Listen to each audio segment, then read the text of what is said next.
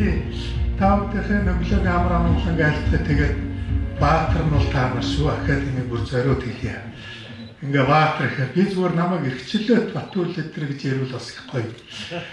Яг бол дастарч миний өдөөс араас ууч битэр чинь энэ миний дээдлэн анги би доотлын анги тэгээд битэр нэгдүгээр сургууль төгсөлтөө хоёлаа. Тэгээ энэ ийм томатоогоо ийм урт үстэй чи хиппичүүдийг энэ Монгол ард дэлгэрүүлсэн үстэй. Энэ Бат баяргүй чинь. Тэгээ урт үстэй. Тэгээ сургууль руу орохоор өсөө нууцна.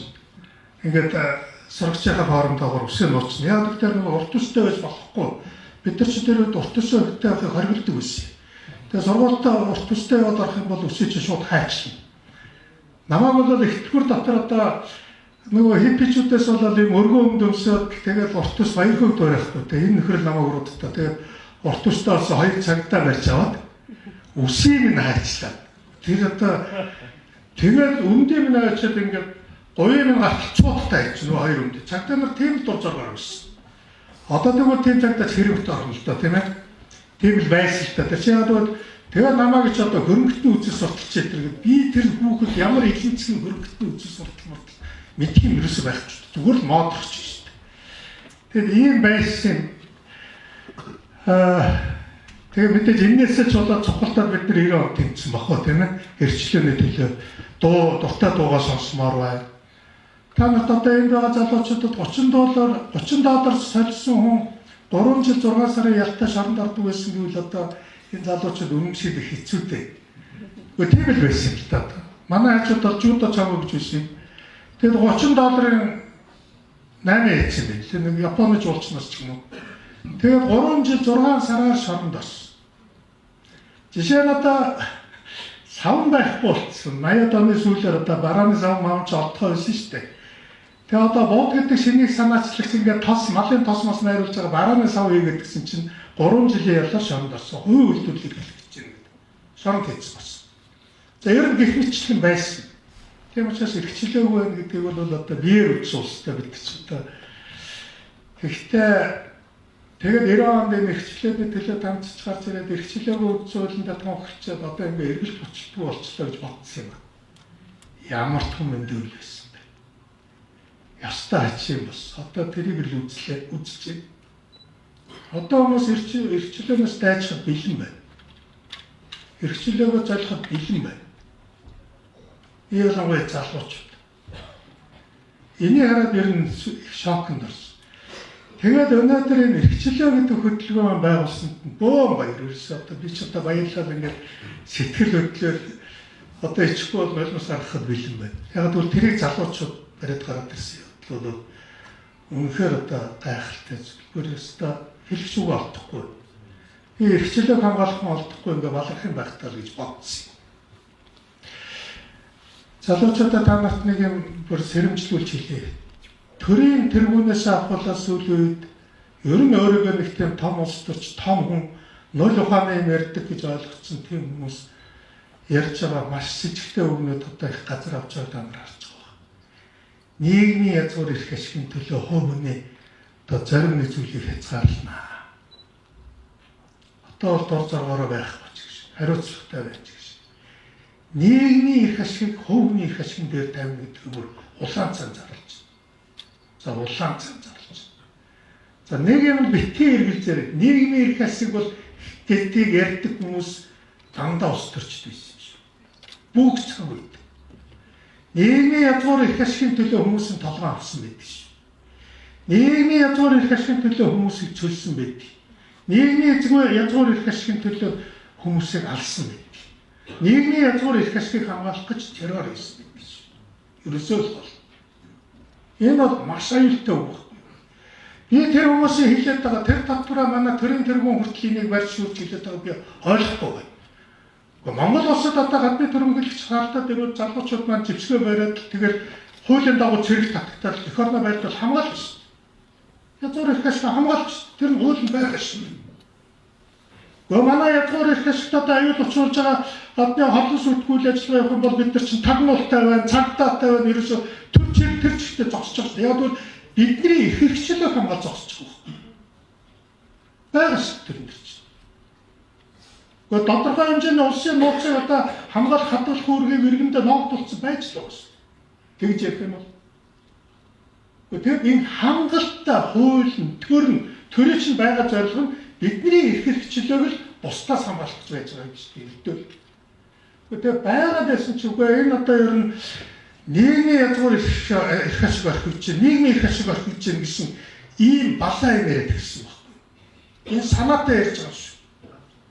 Одоо нийгмийн эрх ашигын төлөө бизнесийг хариуцна гэдгээ биччихэ. Одоо бид нар бизнес хийх болохоор хэн нэгнээс асуух юм байна. Айгуул хятадтай бизнес хийв шоронд орох гэж байна. Ийм юм ярьж байна одоо. Улаанц. Юу болж байгаа юм бэ? Нийгмийн язгуур эрх ашигын төлөө удахгүй интернетийг хаагдах байх гэж байна.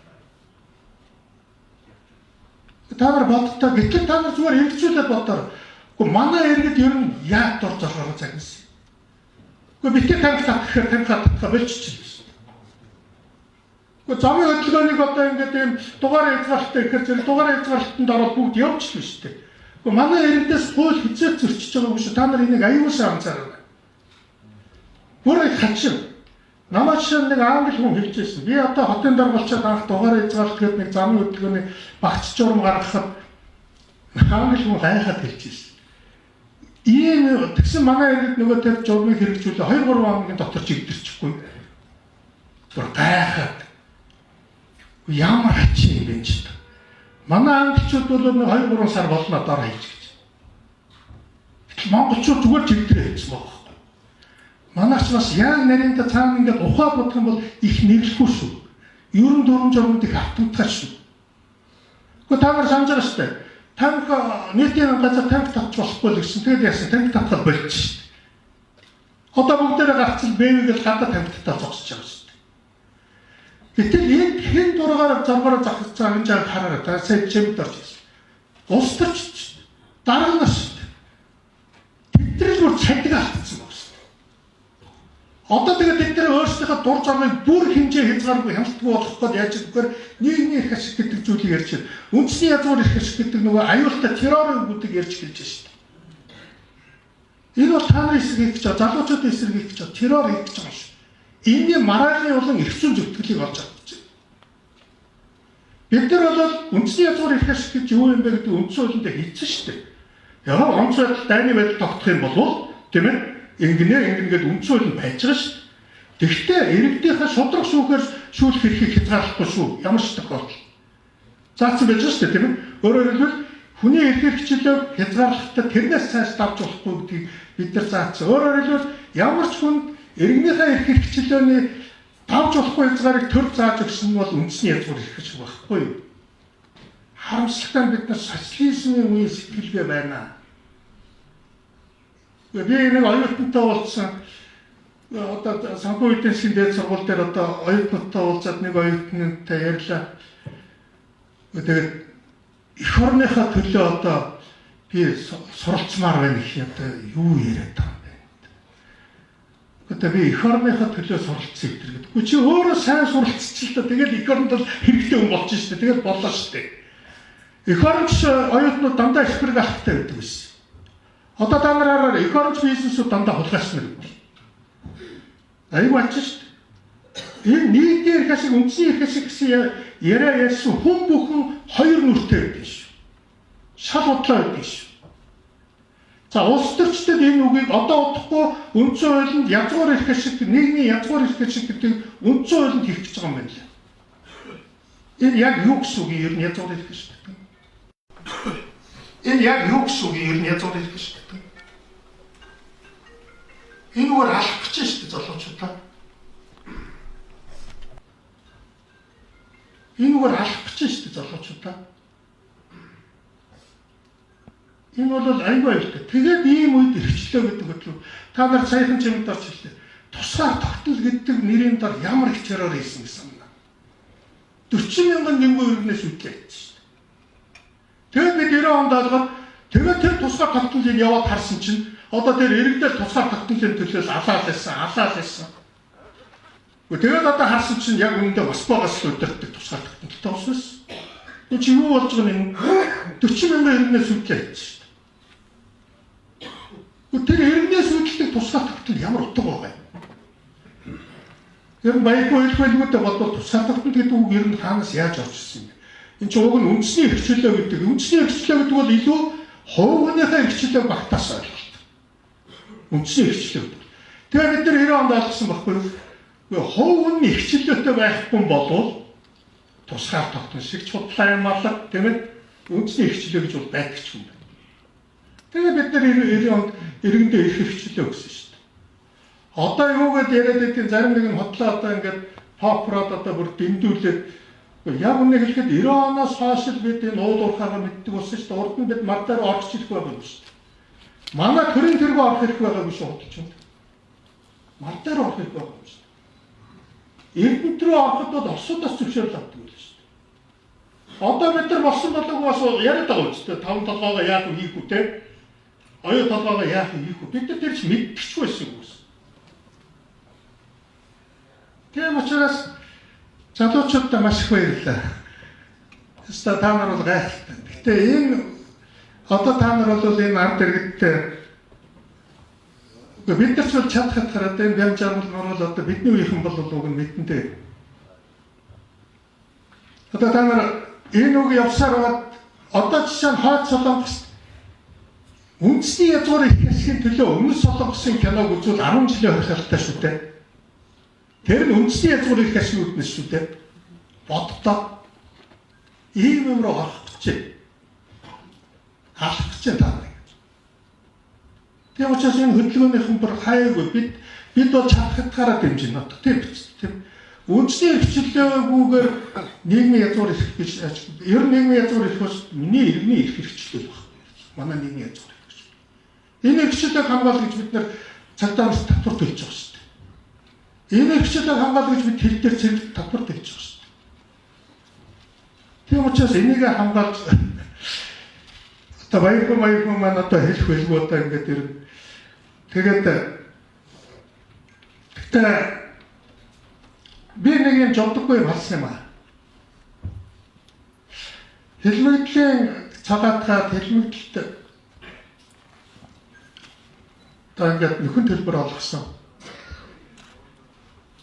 Тэгээд энэ нөхөн төлбөр олоход нөхөн төлбөрийг авах гэж бол хүмүүс маш үс. Гэтэ яг үнийг хэлэхэд хэлмэгдийг цагаатах гэж их бүгөөгүй шүү дээ. Ол халмаар байсан. Тэгээд тэр үед нэг аргаараа юм бичсэн л та. Энэ 30-аад оны залуучууд нэг ийм л юм болсон шүү дээ. Одоо та нар зөвхөн төсөөлөд бод.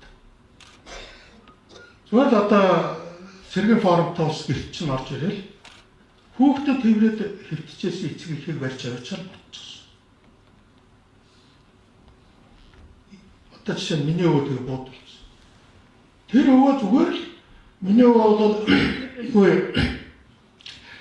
нөгөө төмөр унтраагаад гэртээ орж ирээ. Тэгээд цаа уугаад хүүхдүүдтэйгээ сайхан инээ чанаагаад их нэртэйгээ хайртай их нэргээ санаад ирсэн ингээд сууж хахад нь хоёр хүн орж ирэл ногоон малгай одоо гэж ярьдаг шүү дээ тийм ээ. Хоёр цуглаа цэргийн форумтай орж ирэл хаваад явц зүгээр л. Учрын чалгаагүй. Манай эмээ үлдэхтэй. Юу гэж чалгаа. Ахиж хүүхдийнхээс бараа араагүй хизээч тэр хүн ахиж гэртээ гэж ирээгүй. Тэгсэн өндөр улааны ард авчиад жалган буудаалцсан байна шүү дээ. Жалган буудаалцсан. Японы тагнуул гэж юу тэр малчин битээр ямар элэнцгийн Японы тагнуул хэний тагнуулаач мэдэхгүй шүү дээ өөр гэдэг. Тэр зүгээр бод одоо та нар төсөөлөд бод та нар хайртай хүүхдтэй сайхан тэр онтойгоо ингээд сайхан байж ирсэн чи одоо нэг хоёр дураа орж ирээд нэг хоёр цагтаа ч юм уу нэг ногоон малгайтай орж ирээд чирж авч буудвал яах вэ? Ийм нийгэм дэглэн тогтвол яах вэ? Энэ бол өстой үдшгүй юм шүү.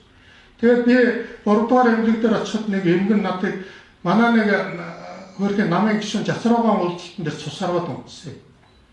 Тэгээд тэр маань би энэ цус харваад тэгээд би тэрнийг эргэж 3 дугаар эмнэлэг дээр очив юм аа. Тэгсэн эмчнэр гүйж ороод надтаас энэ чинь 93 он болсон үйл явдлынхаа 4 онд ч. Тэгээд сэхэнд байгаа нэг эмгэн таныг ерөөсөө ирсэн гэдээ дуулаад намайг таныг дуудаад байна гэдэг ерөөсөө шалаад болтгүй сэхэд байгаа юм гээ. Тэгээ би авлаа тэр юм яг өнгөрөх гэж миний маргааш болцсон юм байсан. Тэгээ тэр юм намайг авахад миний ингээд гарнаас гарчаад тавьдаггүй. Тэгээд намайг гарнаас минь атгаад төлөө минийхөө эмээ чамаас нэг ганцхан хүсэлт байна. Би аавга 2 ахтайгаа 37 оны хэлмэгдүүлтэй зүгээр гэрт байж хат миний аав 2 ахын минь аваад ингээд тэгээ алдсан юм аа. Ямар хэрэг хийсэн мэдсэний гэдэг бүүм зүгээр л авчид алдсан. Аав минь 2 ахтай. Тэр насан туршаа боломтоос амруулж одоо ингээд харж үлдсэн юм аа ингээд. Ийм амьдралыг одоо насан туршаа үүснэ гэдэг бол амар зүйл. Тэгээ чамаас нотуулаа би нэг л юм гоох гэсэн. Одоо юм өсгөн цаа аваад гэж байгаа юм биш ээ. Ардаа намаар нэг бурууг нь хүлээлгчээ. Чи над нэг энийг л амлаж байгаа. Тэгээ би амлсан. Тэгээ би энд сууж байгаа бүсгүйч гэсэн бодох хэрэгтэй тийм ээ. Эр нөхрөө, аав, ах нарыгаа зүгээр нэг хүмүүс дурж ороор навчаад алаад байдаг бол энийг ямар утгатай юм бэ? Тэгээд энэс та нарыг одоо хамгаалах та нарын тэмцэл бол их ширүүн хатуу тэмцэл эхэлж байгаа шүү. Би тэрийг бол харин шууд хэлье. Тэгээд бол одоо эрхчлөө хураах гэж байна. Уг нь хүн бас төрөлхийн эрхчлөөний инстинкт гэж боддог юм би. Яг бол ямар ч хэрцгий алуурчин шоронд орё гэж очдог алуурчин байх ёстой. Тийм үстэй. Ямар ч хүн шоронгоос цугтдаг. Өөрөлдөл эрхчлөөнийхөө төлөө бүжин шүү дээ. Тийм үстэй. Цайрсан алуурчин ч гэдэг. Тэгэхээр энэ эрхчлөө бол төрөлхийн инстинкт. Гэтэ хачин юм одоо тэр их ойлгогдохгүй. Гэхдээ эрхчлөөгөө бас устгах төрөлхийн инстинкттэй бас байдаг юм байна. Тэр нэг хачин. Хүчрхийлэх бас донтой. Тийм учраас та нар нөгөө эрхчлөөний инстинктийг хамгаалъя гэж шүү дээ, тийм ээ? Хүчрхийлэх инстинктийн эсрэг. Тэгээд би та нарт одоо нэг хатдаг сүү барья. Одоо бэлгшээгээд. Баярлалаа гэрнэ гараад ирсэн. Гурван бид нар ч одоо эрхчлөөг болон зовлон үтсэйдэг байхгүй. Тэгээд энд байгаа бидний эрхчлэг бүгд тэрийг үтсэх. За яста ард түмний минь бити эрхчлөөнөөс салгаар Монгол хоёр нь эрхчлөөнөөс салж бид тусгаар тогтмолтой байх ямар ч болцоогүй шүү. Зүгээр нэр төдийлж тусгаар тогтмолтой.